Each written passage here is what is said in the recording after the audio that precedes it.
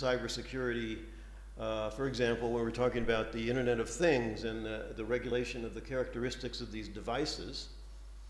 I'm not sure that's internet governance when you're saying this device can't have the password embedded in the firmware. But if you ask why are we doing that, why are we making that regulation, it's because of the attacks that might happen via the internet, right? It's because of the universal connectivity or the potential for it that we have to be cognizant of certain threats that would be relatively insignificant threats if there wasn't a global internet. So let me give you now some basic concepts from the field of what used to be called information security, and that change of terminology is another way of supporting the point I'm making. If you look back 20, 30, even 40 years, you find the term information security as being the critical one. And that's because we were dealing with a world of information systems that were somewhat isolated. And so the concern was, as we see here, the confidentiality, availability, and integrity of information resources. You start hearing about cybersecurity post-internet because, again, there's this potential for everything to be connected, and it becomes a much more global and much more important and much more threatening kind of an issue. But let me give you some basic concepts, or the so-called CIA principles, which has nothing to do with the American Intelligence Agency. It's just kind of a joke. We wink, wink, CIA. But CIA stands for confidentiality, integrity, and availability. And what does this mean? Confidentiality is fairly obvious. That means, the privacy, the ability of the intended person to keep information away from people that they don't want to see the information. Availability means, is the system up or not? Is the system functioning, or is it broken in some way that makes it simply inaccessible?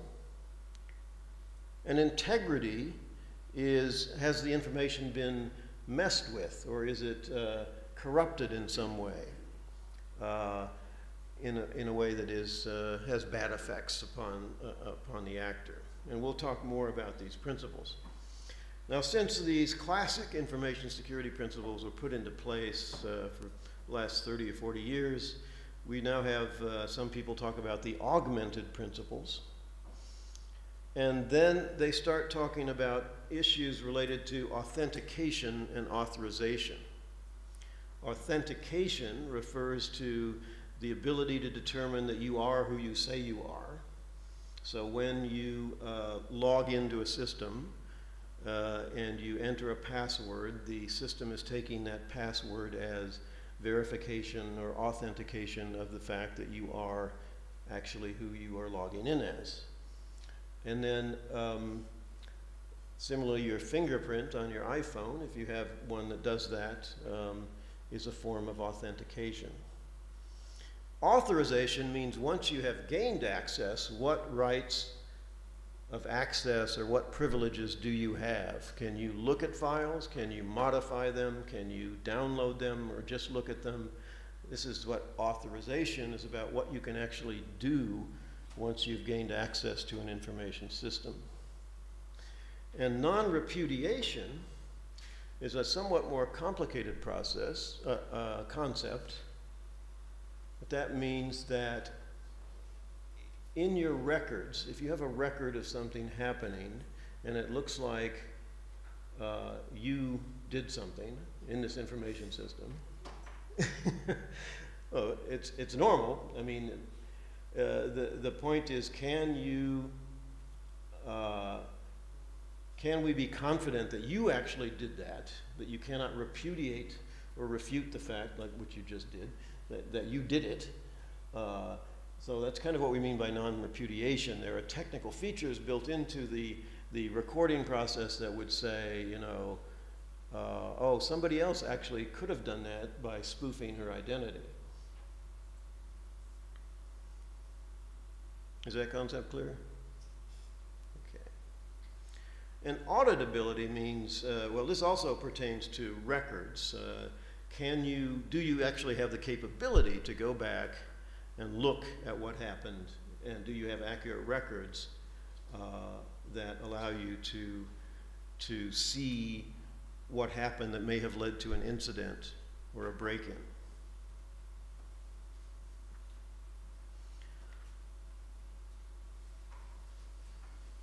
Now, one of the kind of interesting mindsets that you might need to adopt, maybe you already have this mindset, but most likely you don't. Most of the times when you're thinking about the internet and information systems, you're thinking about, how can I cooperate with people to do certain things? How can I make an exchange with somebody and give them, let's say, money and get a service in return? It's all about sort of getting benefits from the internet through voluntary exchanges with other people.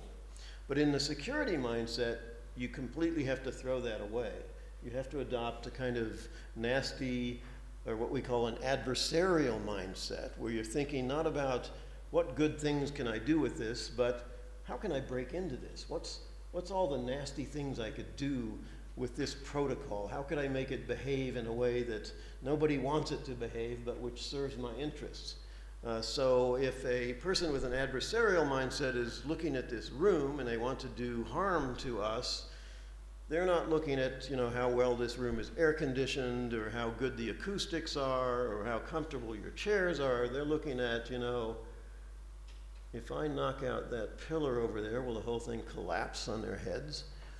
Or they're thinking about, how could they sneak in at the best place? They're thinking about an adversarial approach. And so you have this kind of attacker and defender mindset.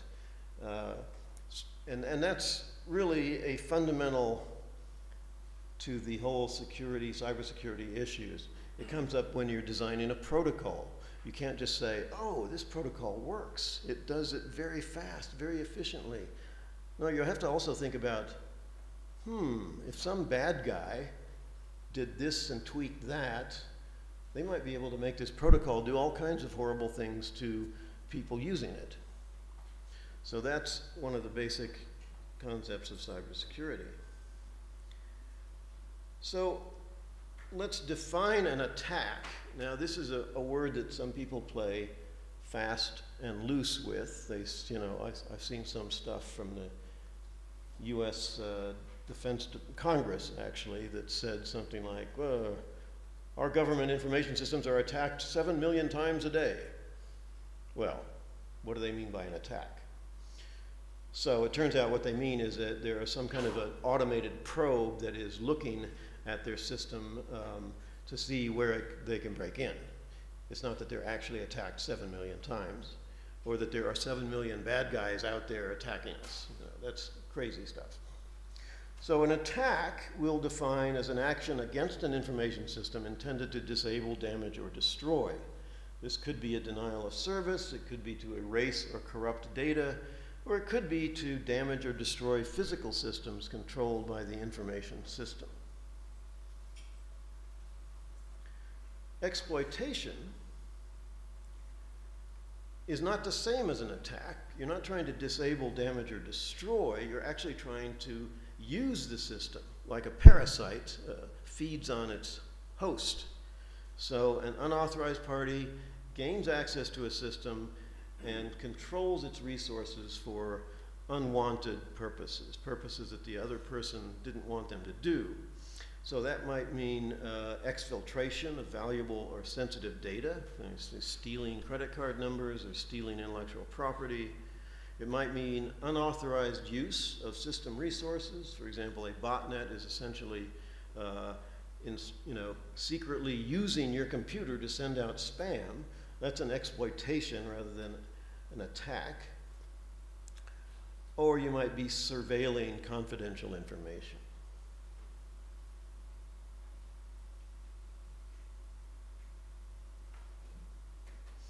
So running down these, we have adversaries. Who might adversaries be? Who could you think of that we might classify as adversaries?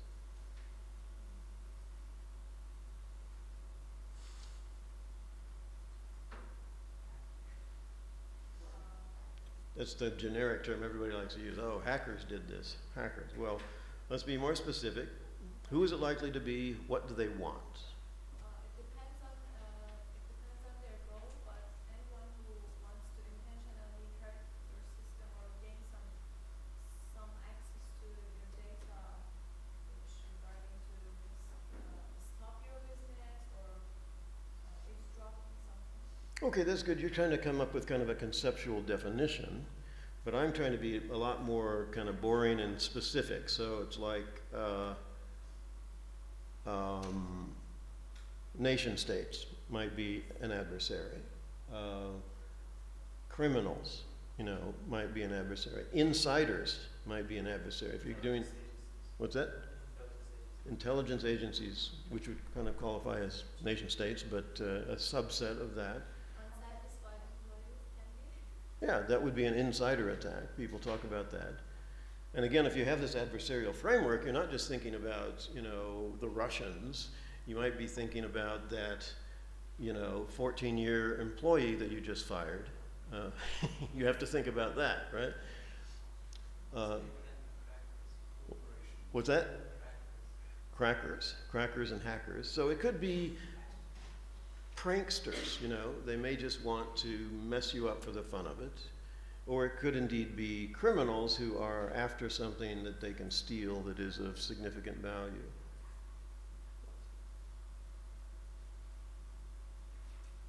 So assets.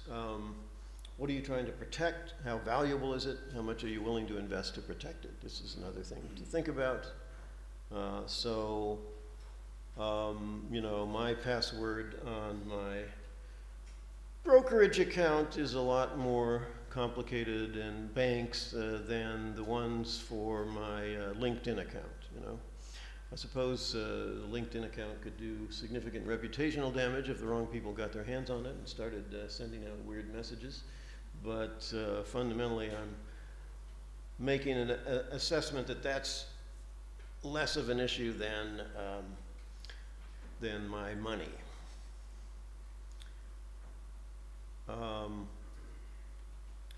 Vulnerabilities. What are vulnerabilities? Anything that lets attackers to do something to hurt the system. Good. Any definition of vulnerabilities has to be very general because you never know actually what's going to be a vulnerability until somebody does something that shows that it's a vulnerability. So an open door could be a vulnerability. If we're worried about people rushing in here and attacking us, the fact that that door is open makes us more vulnerable than if it's not. The fact that your internet lines are maybe exposed and going from pole to pole outside where anybody could cut them might be a very basic physical form of vulnerability. But frequently when we talk about vulnerabilities, we're talking about more sophisticated kinds of software vulnerabilities which people who really know how to code can exploit or can turn to their advantage. And we have to think about not only technical vulnerabilities, but social vulnerabilities. So how many of you have been phished?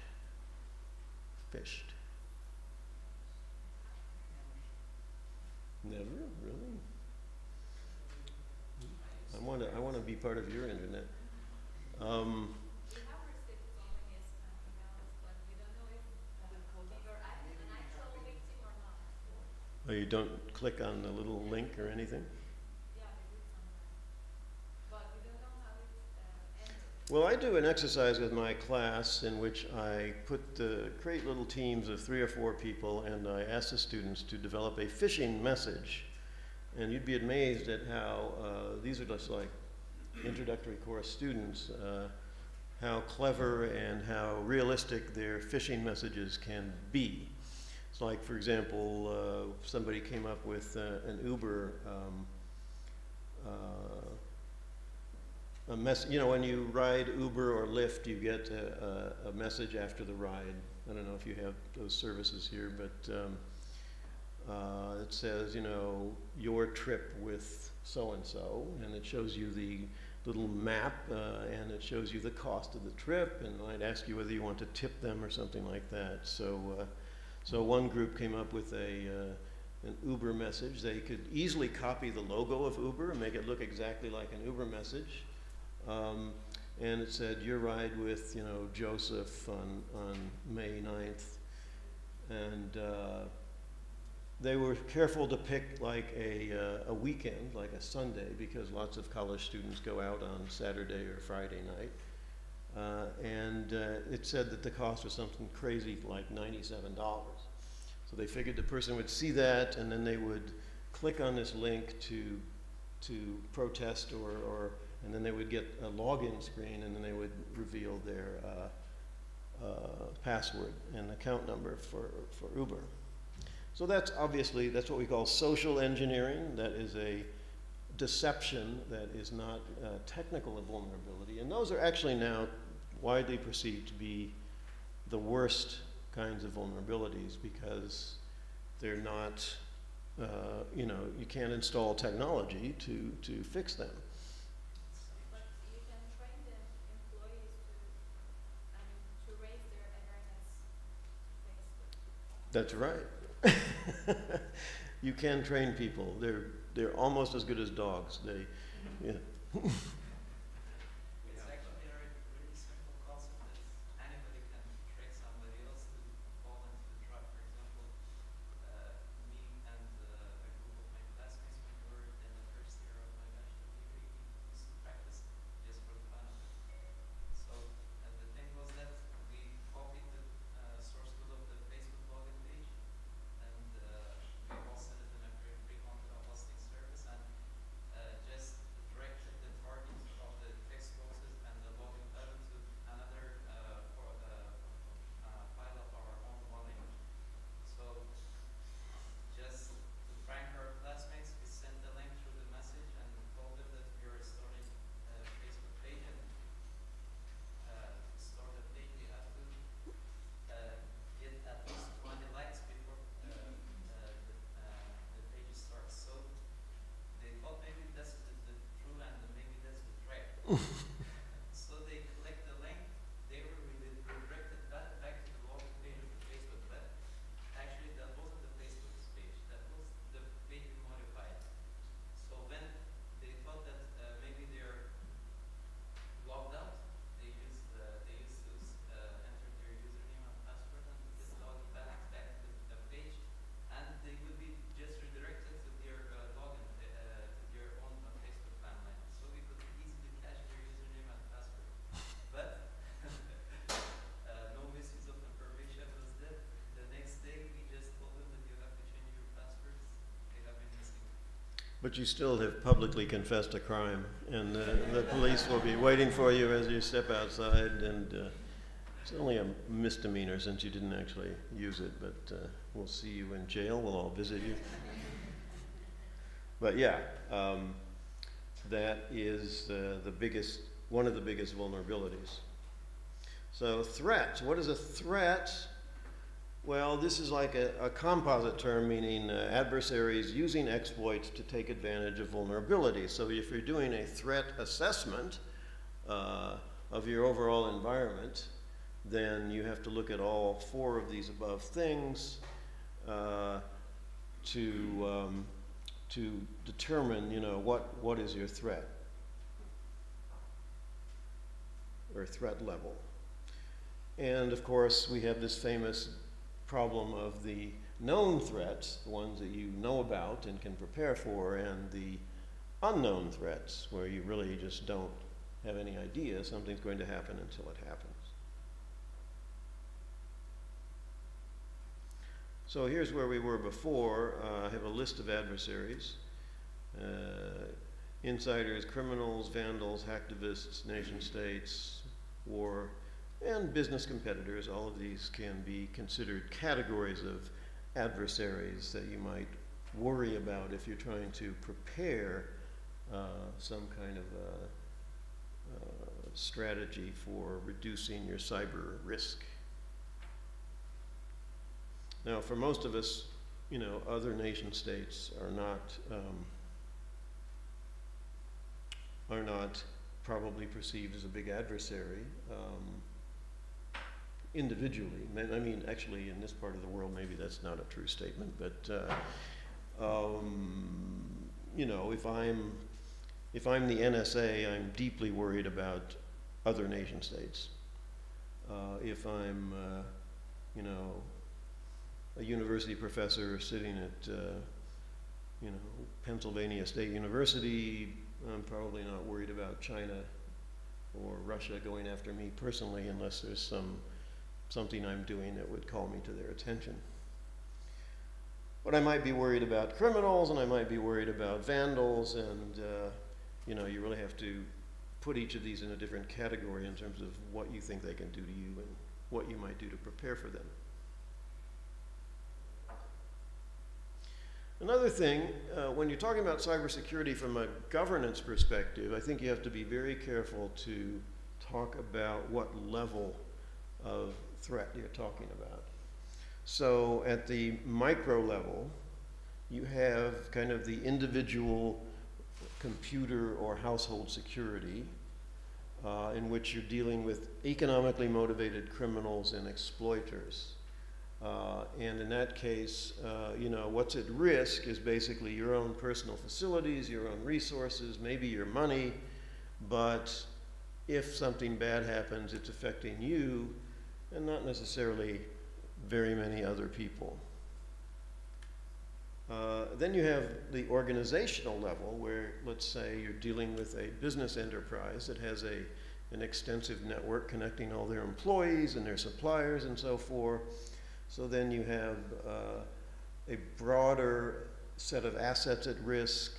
You have a different set of likely adversaries. And again, your risk calculus would be based on different considerations. Now, many people too frequently jump to the national security as the cyber risk.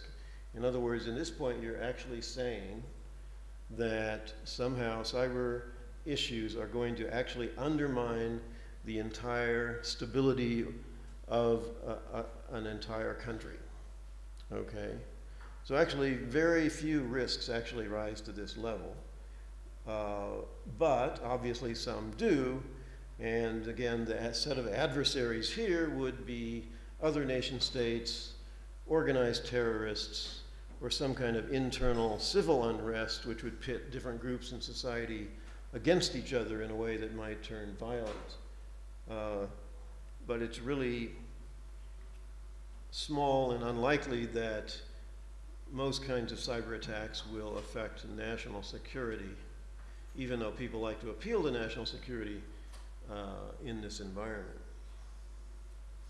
And we can't forget the global level, but particularly since this is kind of an ICANN-focused event. So suppose somebody wanted to attack the global infrastructure of the internet.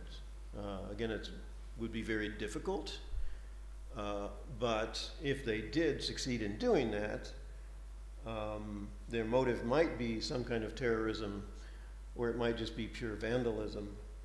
But you'd have to, you know, in that case, your threat response would not, nation states wouldn't be the appropriate level with which to respond to those kinds of threats. It would have to be some kind of global organization or globally coordinated initiative.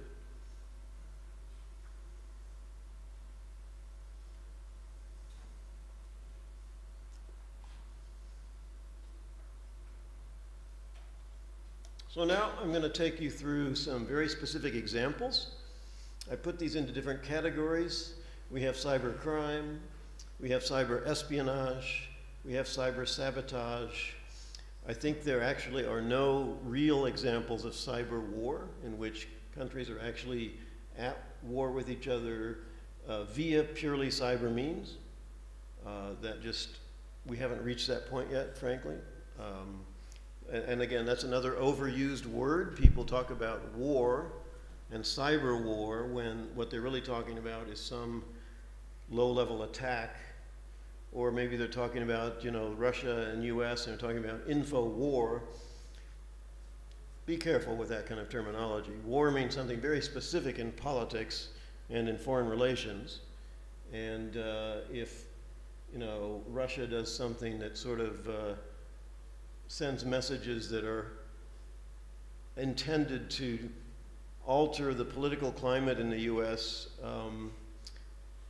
it's not necessarily the case that they're at war with us. They may be throwing up things that they think are barriers to us messing with them. They may be just trying to disrupt things, but war, you know, particularly in international law, war has a very specific meaning, you know, involving an armed attack.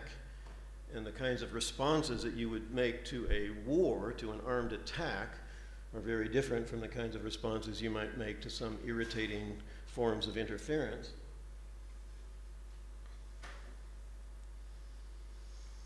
So you probably all heard about the WannaCry ransomware. This is one of the most recent forms of a cyber attack. This is a very confusing case, and I don't pretend to be really up to the minute and up to the details on what was going on with this, because in some sense, you know, ransomware is garden variety cyber crime. You lock up somebody's data, and then you make them pay you in usually in Bitcoin or some other untraceable form of money in order to unlock the files.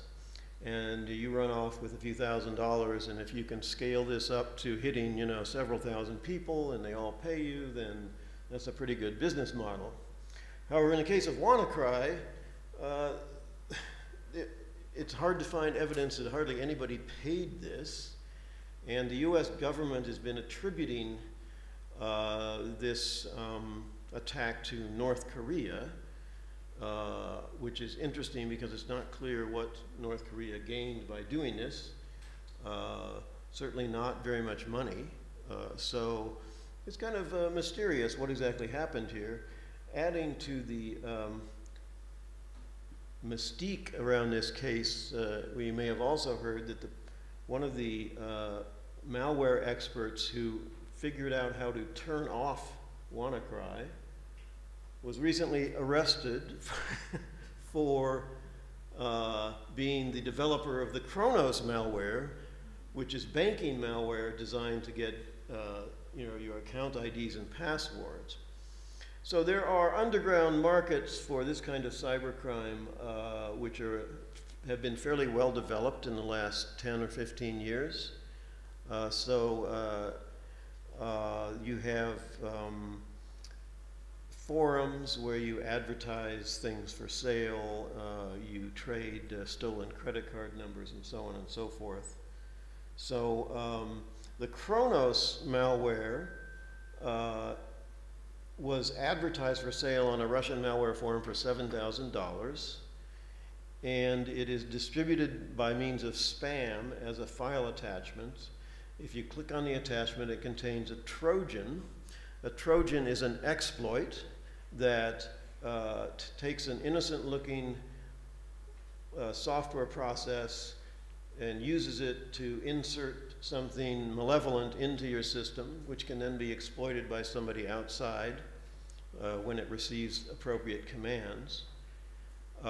You all know the story of the Trojan horse. We're kind of in that part of the world, are we not? So that's the Trojan horse carried the soldiers through the gates of Troy, I guess it was, and the Greek soldiers were able to sneak in through a disguise of that sort. So a software Trojan is the same thing. It runs in a way that your operating system thinks is a legitimate program, and then it inserts something and installs something that allows this external party to take over your system.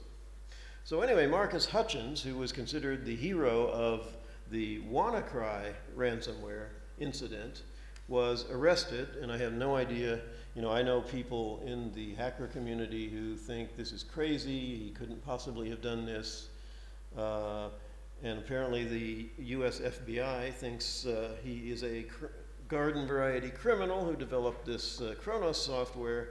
So who knows what's happened, but we do know that he's in jail in Las Vegas, where he went for the, what was it, the Black Hat conference.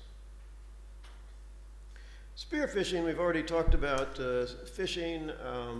Here's an example. You have a university in New Zealand. They respond to spearfish emails. Spearfishing means you're targeting, you're very targeted in your approach to people. So you do background research. You're trying to spearfish Adam Peake. You know that he's on the ICANN staff. So you maybe pretend to be Bahar Esmat, and you spoof Bahar's email address, and you send Adam an email with an attachment that says something like, here's that report about civil society engagement, and Adam, you know, is unsuspectingly clicks on it because he thinks, oh, this is all routine business. And yeah, Adam could be considered a very big fish that you might want to spear. So, so this happened at the University of Otago many years ago, and they basically got control of the university's email system and used it to send out more than a million spam emails in about 60 hours. So that's an exploitation.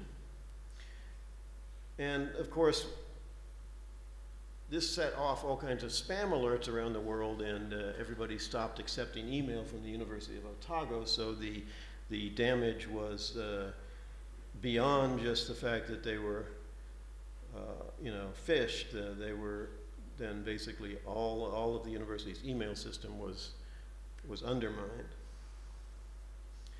Now, how many of you have heard of the flame virus? This one has a special significance for this region.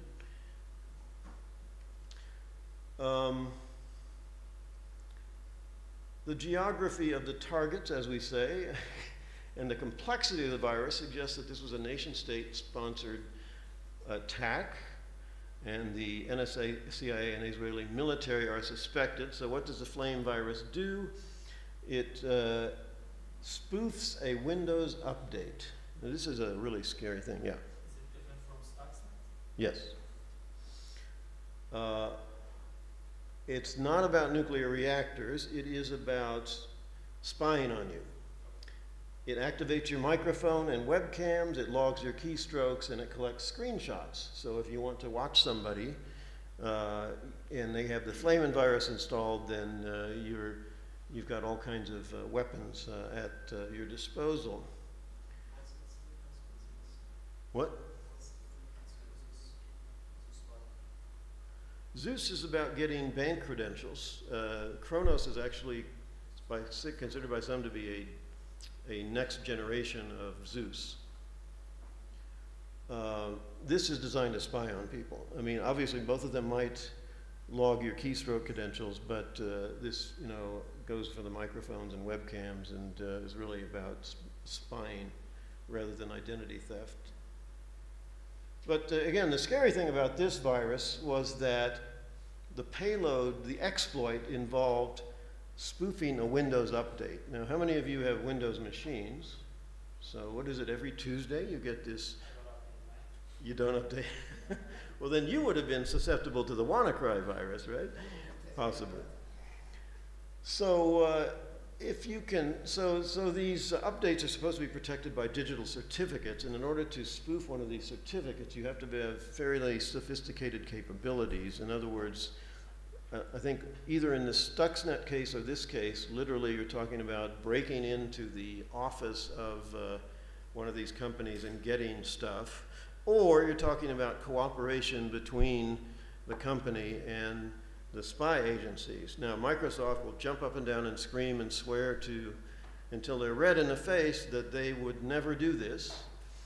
And, you know, most recently, seeing some of their initiatives, which I'll get to, I kind of believe them. So, a very sophisticated attack involving fraudulent digital certificates.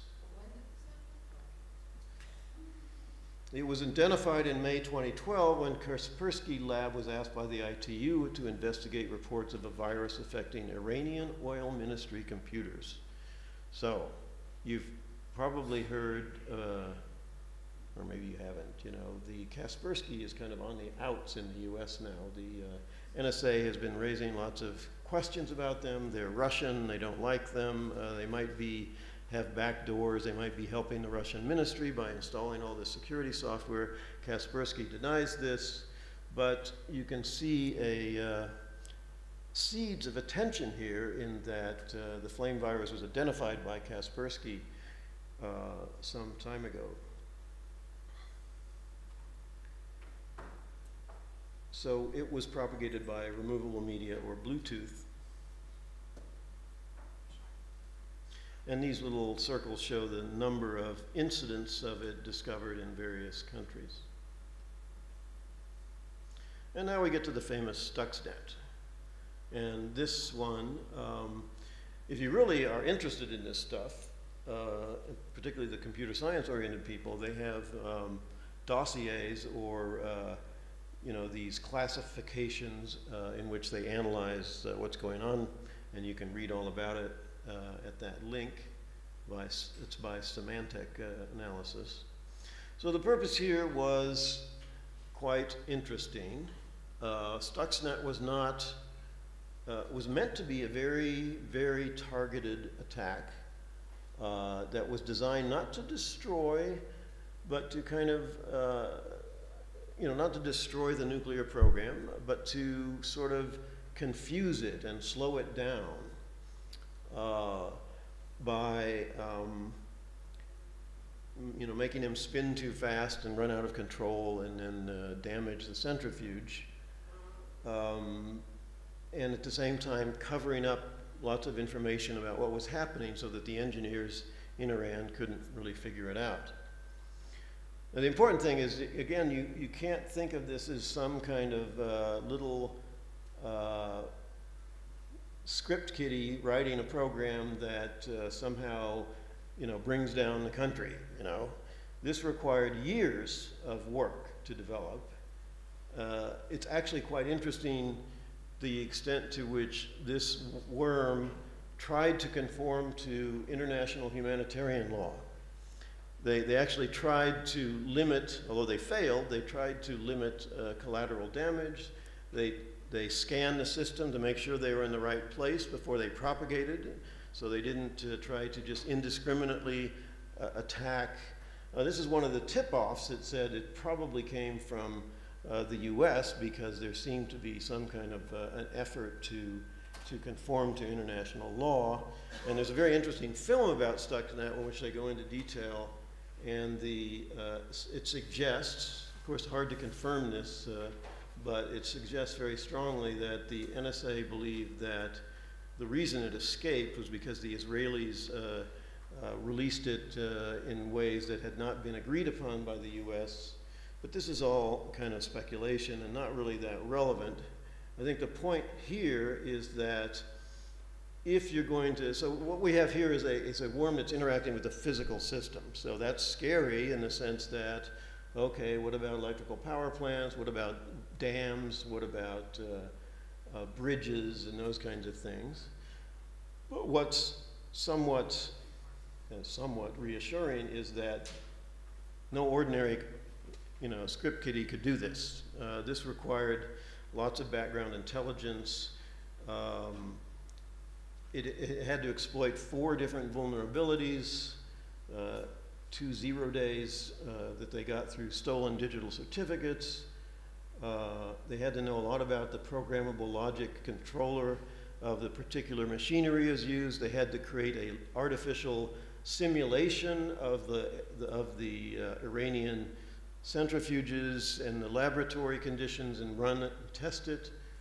So this required you know, millions of dollars of investment and probably about 2 years to develop. So it's not like somebody can just do this.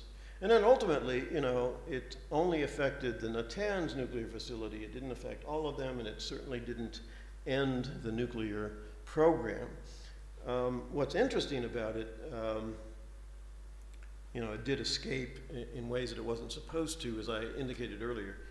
But what's interesting from an ethical and cybersecurity standpoint is that this program, we know that the Israelis wanted to just bomb the nuclear program, right? And the US perceives Stuxnet as the alternative to a more violent act.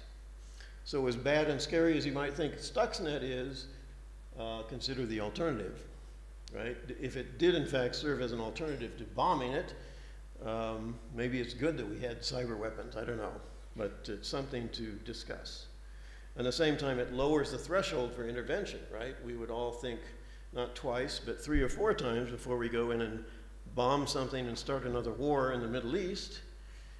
But if it's only a stealthy worm, then maybe we'll be more likely to do it. So there's 2 sides to that equation.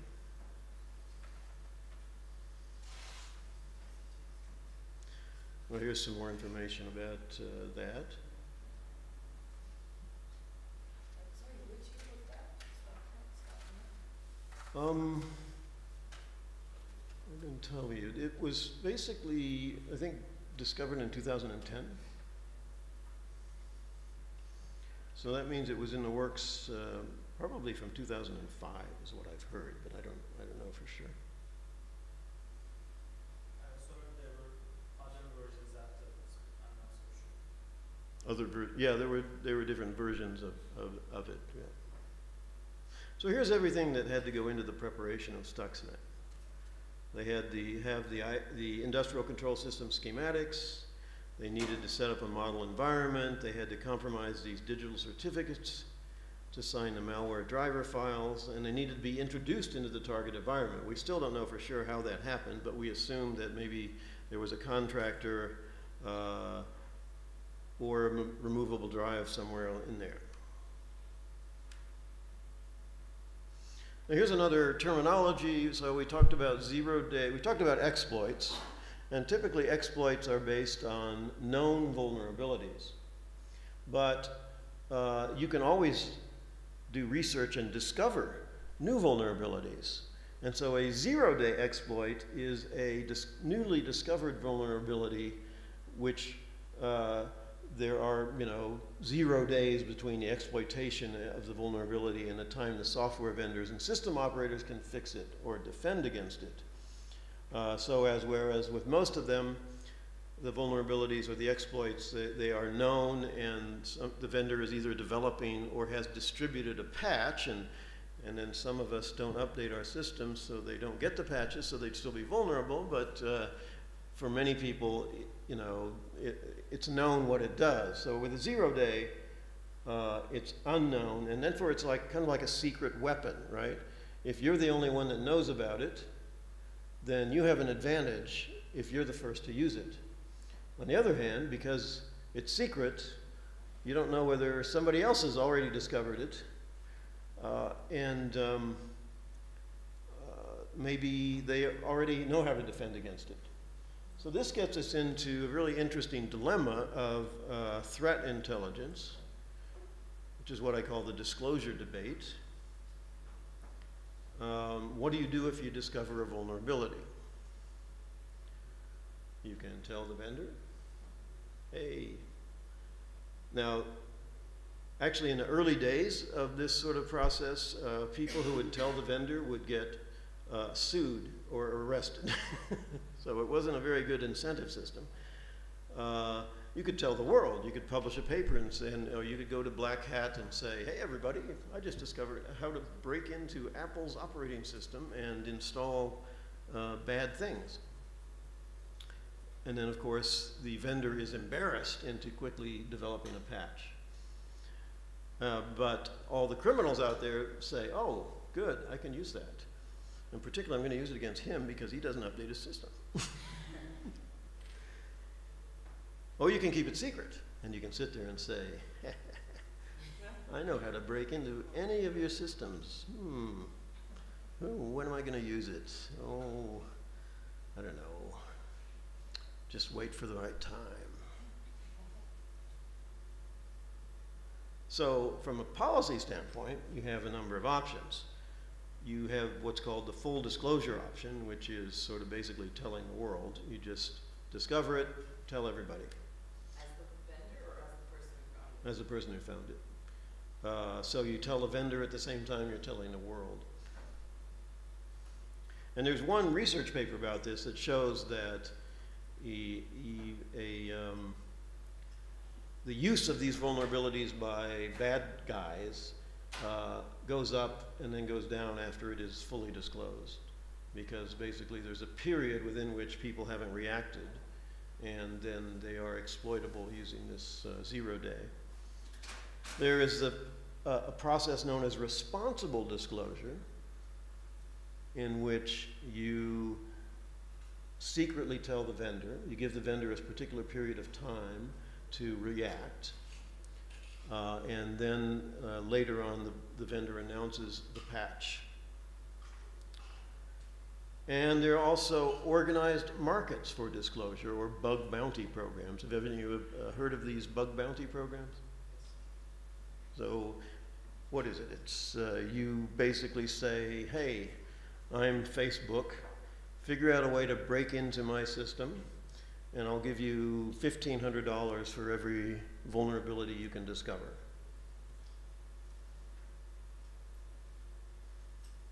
And these started developing probably about 10 years ago, maybe even 15 years ago, and now they become fairly accepted. But there were a lot of legal and institutional issues about these bug bounty programs, because again, you had, if you're actively researching how to break into something, you might be considered a criminal, and the vendors have to promise that they're not going to attack you legally, or or the government is not going to prosecute you if you release this information about what you've been researching, and you have to be trusted by them to actually give them all the vulnerabilities that you have developed. I think even Google developed some kind of competition to, if you find a bug or a threat, so it will be rewarded. That, in fact, was a turning point in this debate, because what happened one year was that Google had this competition, and two European hackers won, and basically they were awarded, I don't know, like $20 and a t-shirt, and they refused to accept the award, and they refused to yield to disclose the vulnerability, and they said, come on guys, you're insulting our intelligence and our professionalism here.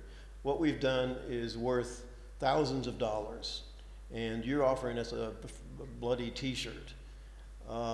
And this was, the community at that time was used to this sort of responsible disclosure or full disclosure policy, in which you discover things, you get reputational benefits, but getting money, getting paid, that was considered kind of not good. But we have moved towards the market paradigm in this area, basically because it's actually the most intelligent way to incentivize actors on both sides of the equation. The idea that, in the old sort of amateuristic script kiddie approach to hacking, yeah, you get reputational benefits, but when you have organized crime, developing revenue streams worth billions of dollars, or less, at least millions of dollars, the idea that you're relying on this sort of niceness and cooperativeness just didn't seem to cut it anymore. And so people began to realize we really have to organize this as a reward system for uncovering these vulnerabilities. Anyway, this link is an article about how somebody got into trouble by disclosing a vulnerability, if you want to read about some of the backfire. Okay, so now we've gone through some basic stuff about cybersecurity. I'm just going to test you a little bit here. So we have the CIA model, and we know all how much you love the CIA, so we're going to map specific attacks to different parts of the model, right? So a distributed denial of service attack, what is that about? Very good, okay, too easy, too easy. WikiLeaks. Confidentiality. Okay, this is too easy. Defacement of the U.S. CENTCOM website by integrity. Okay. All right. Wait a second. That was too easy. Now here's an interesting question. You guys are really smart. Is content an information security threat? So if I had asked this question 5 years ago, everybody in the West, and particularly in the US, would have said, no, it's not. It's not a cybersecurity threat. And maybe Russia, China, and some of their allies would have said yes. As we'll see, that situation is changing a bit, but fundamentally, I think it was when, Adam, do you remember when the Shanghai Cooperation Organization Code of Conduct was released? Was that 2011 or 20, or before that? Might even be 12. It's around there. Yeah. So they said they wanted to classify content, that is, meaning, words, statements, messages, as a cybersecurity threat because it can be subversive or destabilizing of societies. And the Western powers said, no, content does not affect the availability, confidentiality, or integrity of data or networks. If you start classifying content as a cybersecurity threat, then you're getting into kind of a censorship regime, and we don't like this. We don't want you to do this. And so they rejected this kind of a model.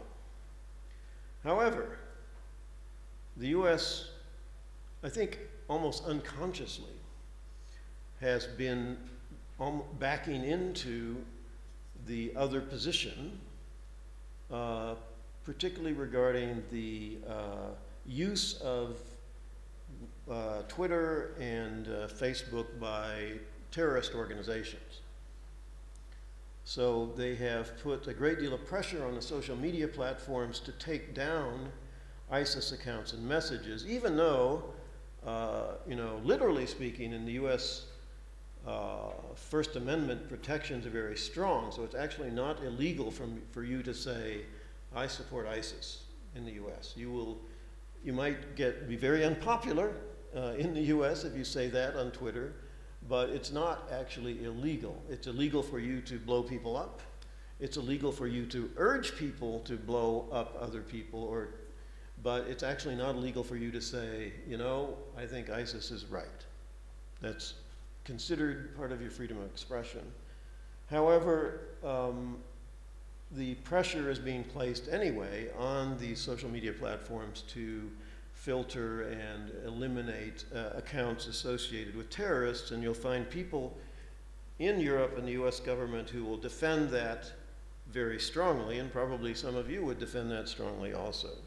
So what that means, and particularly now that we have this sort of US-Russia tension over so-called information warfare, again, we're beginning to consider information warfare, that is to say, propaganda, messages, almost put them in the same class as a cybersecurity threat to the infrastructure. So information warfare is what is now being referred to, but it really means propaganda, misinformation campaigns, or what they used to call a long time ago psychological operations, or psyops, in which you undermine, let's say, the sense of security or stability in people's heads. You make them confused. You destabilize their society or whatever. So this is, I don't know if this is a real poster or some kind of sarcastic poster, but I just thought it's very, very good, very funny.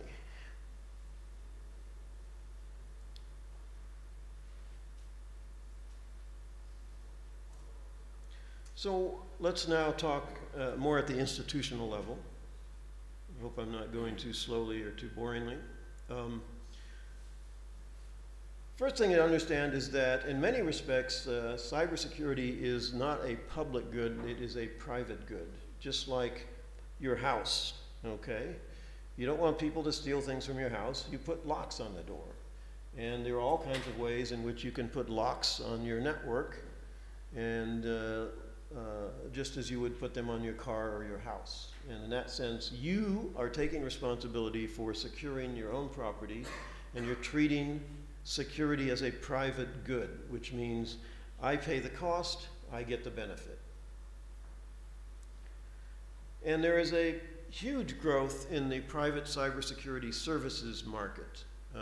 We've been tracking this at the Internet Governance Project. We're going to publish some statistics about that. And there's services that come from, let's say, VeriSign runs a DDoS attack defense service. Or there's other companies that do something similar where they take a DDoS attack and they use routing tricks to black hole the packets coming from the DDoS source. There's also all kinds of information sharing going on in the private sector in which people essentially buy access to threat intelligence. And most fundamental, there is the growth of cybersecurity insurance. So cybersecurity is perceived as a risk, just like you crashing your car. Do you have a car insurance? Yeah. Do you have a deductible on your car insurance?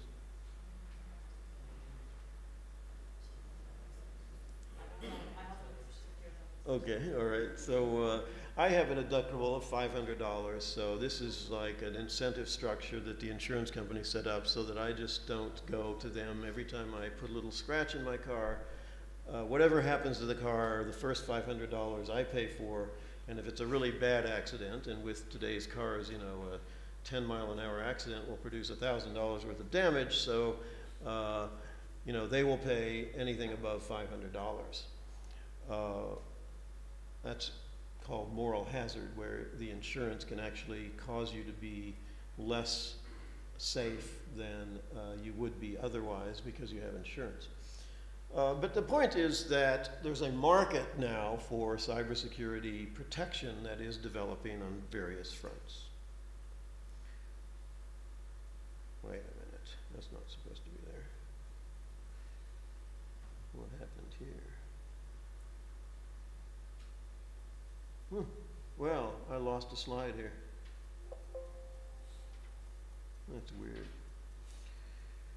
There's supposed to be another slide here about security as a public good, meaning that it is non-exclusive in its effects, so that if we all do something, we all become more secure, but if we don't all do it, then we're all less secure. And that, in that case, you require collective action to achieve security.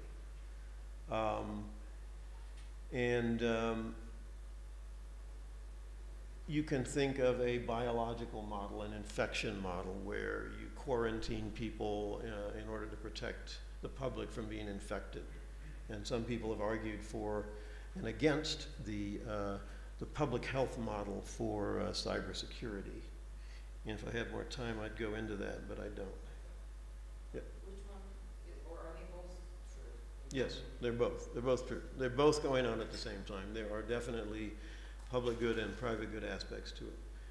And actually some things can, with technology, some things can change from being a public good into a private good, and presumably vice versa. But you have to look at both sides of the equation. If you think of it all as a public good, you're going to be, your head's going to spin because you're not going to know where to start. There are certain things where people just have to take responsibility for their own defenses and their own losses if they don't defend. And there are other things where you need to have collective action to actually guard against a threat. Now let's try to link what we're talking about, cybersecurity, to nation-state rivalry. So I like to distinguish, and this is somewhat controversial, so the fact that I'm lulling you to sleep shouldn't be, you should be alerted to this. So I like to distinguish between societal cybersecurity and national cybersecurity. And here's how I do that. So on the societal side, you see cyberspace as this globally interconnected system, and you emphasize the security of the humans and the organizations who are engaged in cyberspace. In this case, most of the responsibility for security lies with the private actors who operate and use the networks and systems. So again, we're going down more to the autonomous system level and to cooperation among those infrastructure providers like ICANN and the RIRs and so on. When you have collective responsibility, it resides with those who are operating, developing, or protecting shared infrastructure. And the state is involved with its crime law enforcement model. That is, when somebody commits a crime in cyberspace, the state tries to identify them and prosecute them. The national cybersecurity perspective is very different. They see cyberspace as divided into national units. They think that the relevant unit of security is the nation. You know, they think either Turkey is secure or Turkey is insecure. They don't think about, you know, the thousands of organizations and millions of individuals. They think about the overall country. They, in that regard, the ultimate responsibility in this viewpoint, ultimate responsibility lies with the government. And in many respects, international cybersecurity is kind of a zero-sum game. If Turkey is more secure, then it means that Saudi Arabia and Iran maybe are less secure, because security is something that is achieved at the expense of your rival nations. And instead of a law enforcement model, you have more of a military model. That is, the main threats to security come from other states, and you are positioning yourself as an attacker or defender against other states. Skip that. So how many of you have an international relations background and you've heard of the security dilemma?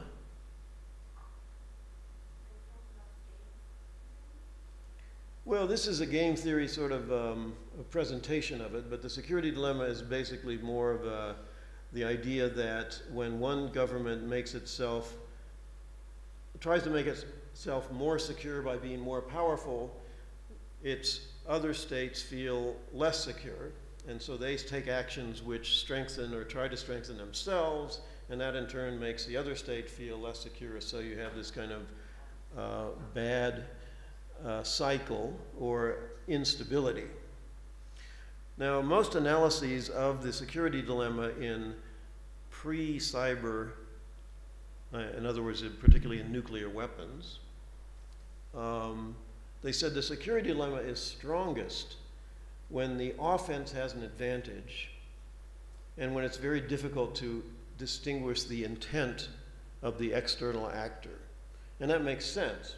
You know, if whoever strikes first has the advantage, but you have no idea what the intent of these other states are, then the security dilemma is very high. You're going to be worried about what other states can do. You're going to be prompted to take preemptive action whenever you're capable of it.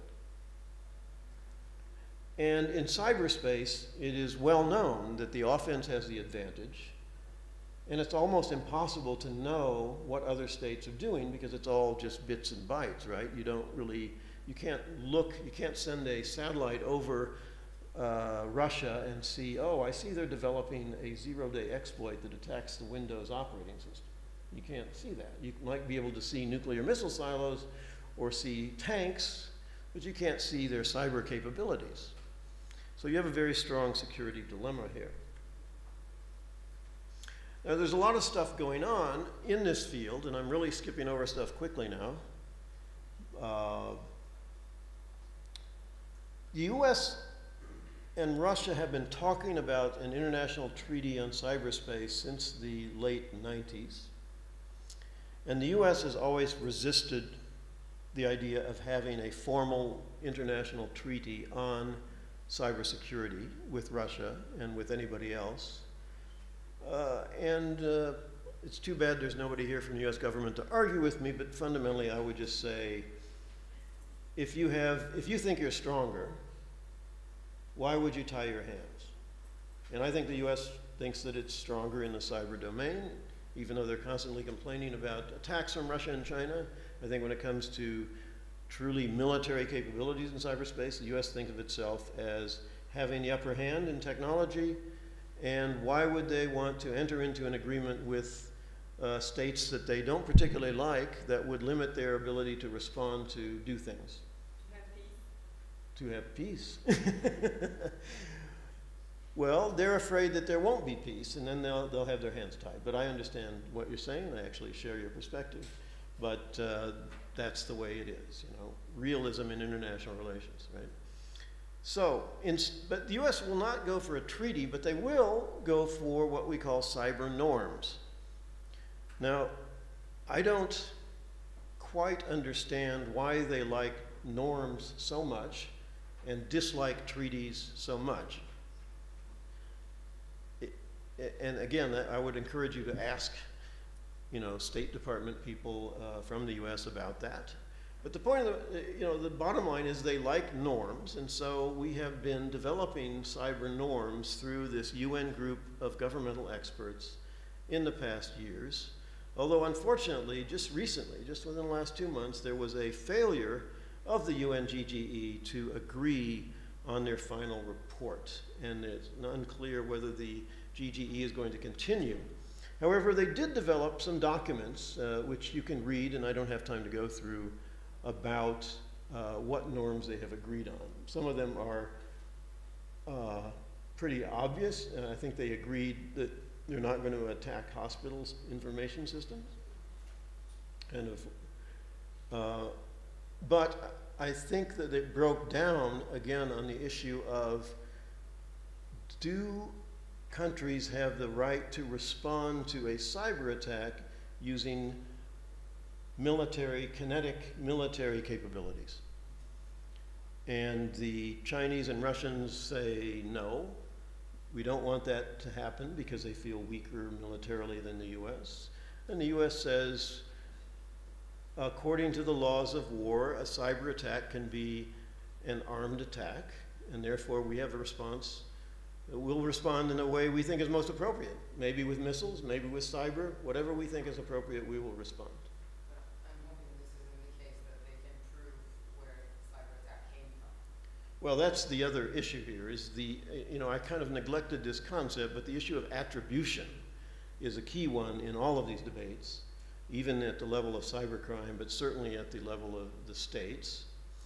Attribution means identifying who is responsible for an act. So obviously, that's one of the big scary things about a military response to a cyber attack is you'd better be bloody sure that you know who did it before you send a missile at them.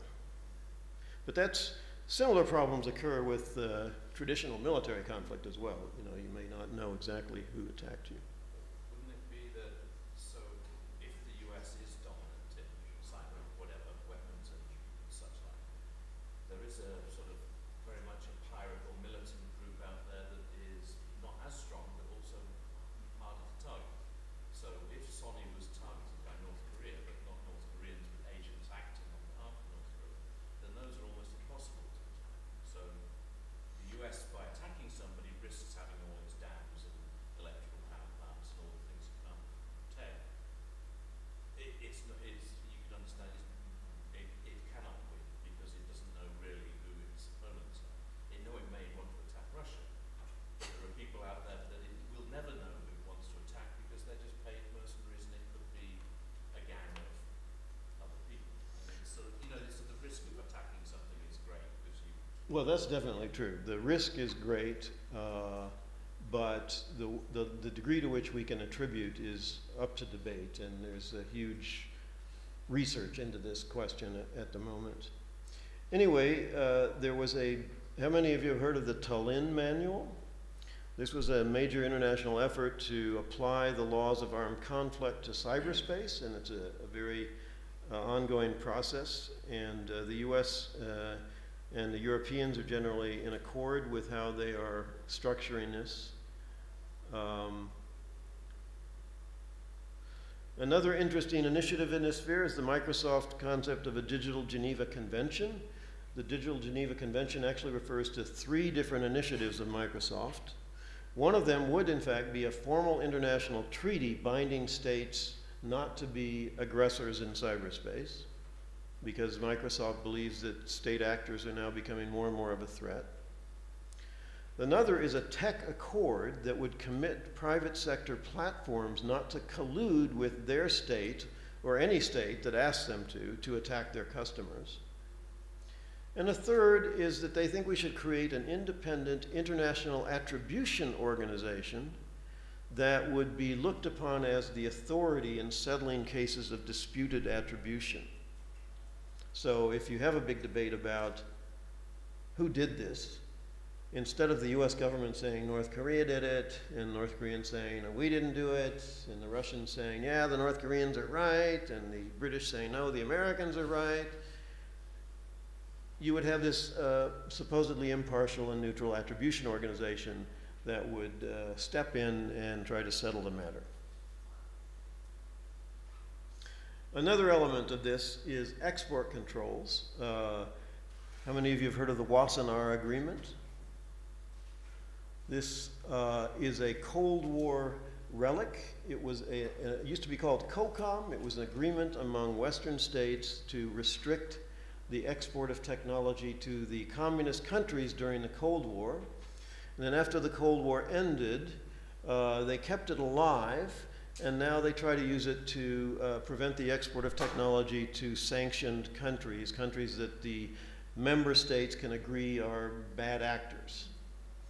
And so recently, the British, based in part on human rights activists, have tried to put intrusion software into the Wassenaar Agreement to control the distribution of some of this spyware and other forms of what's perceived as technology that can be used to violate human rights. And then we got into a debate, a very interesting debate, in which many of the people in the security community said, well, this is not a good idea because you cannot distinguish between offensive and defensive technologies, and you're going to be preventing security researchers from doing their jobs because you're suddenly restricting exchanges and discussions and flows of this technology. And again, this is kind of a issue that I haven't given enough time to. Well, I guess I can't even link you to that. So, that is the end of this presentation. We don't have time for any questions. I've eaten up all your time. So I guess we have a coffee break now, right?